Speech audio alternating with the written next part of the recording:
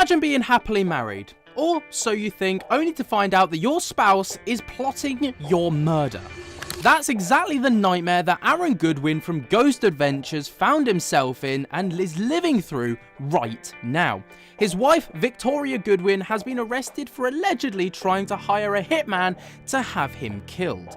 And now she's facing some serious legal consequences. But what exactly does this really mean? What charges could she potentially face? And also, what about the supposed hitman that was hired to take Aaron's life? In today's video, we're going to be breaking everything down, talking about what's gone on so far, and also the serious legal ramifications that Victoria Goodwin faces now moving forwards. So let's start with what's gone on. This story was broke by TMZ in an exclusive with Aaron Goodwin, but he's best known obviously for his part on Ghost Adventures, being second in command to only Zach Baggins. He's found himself a bit of a cult-like following, becoming one of the most beloved presenters on the entire show. But he found himself at the center of a real-life horror story recently when authorities uncovered an alleged murder for hire plot against him, and the mastermind was none other than his current wife. So here's what we know so far. Victoria has allegedly been communicating with Grant Amato, a convicted murderer currently serving a life sentence in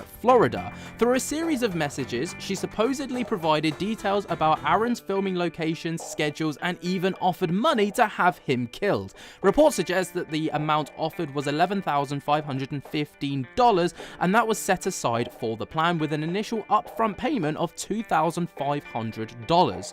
Now, thankfully, the plot fell through when prison officials confiscated Amato's phone and found the deeply disturbing messages. Victoria was arrested on March 6th of 2025 in Nevada and is now being held at Clark County Detention Center with a $100,000 bail being hung over her head.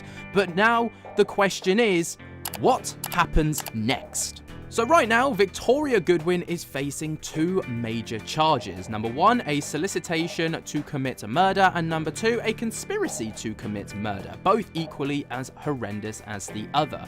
So let's break these down. A solicitation to commit murder. This charge applies when someone tries to persuade or pay another person to commit murder on their behalf. Even if the crime was never carried out, just making the request is enough to warrant legal consequences. And a conspiracy to commit murder. This means that two or more people have planned a murder together and took steps to make this happen. Victoria allegedly sent the messages, provided details, and offered money, all of which count as active participation within the conspiracy, making her liable. Now, let's talk about the possible punishment that Victoria could face. If convicted, Victoria could face a maximum sentence of life in prison. In some states, for murder for hire, cases qualify for the death penalty, but Nevada does not impose the death penalty for conspiracy alone. Still, she's looking at decades behind bars if found guilty. But let's not forget about the other half of this crime, Grant Amato.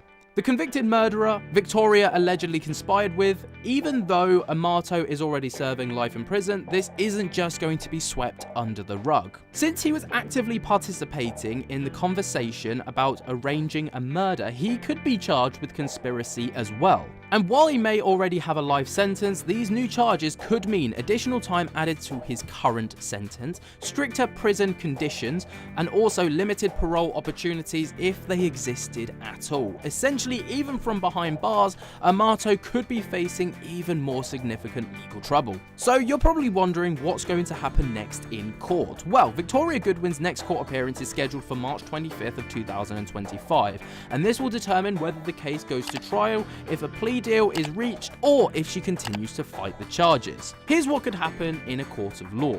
If she pleads guilty, she might negotiate a plea deal for a reduced sentence in exchange for admitting her involvement. Number two, if she pleads not guilty, the case goes to trial, where the prosecution will present the text messages, financial transactions, and testimony from law enforcement.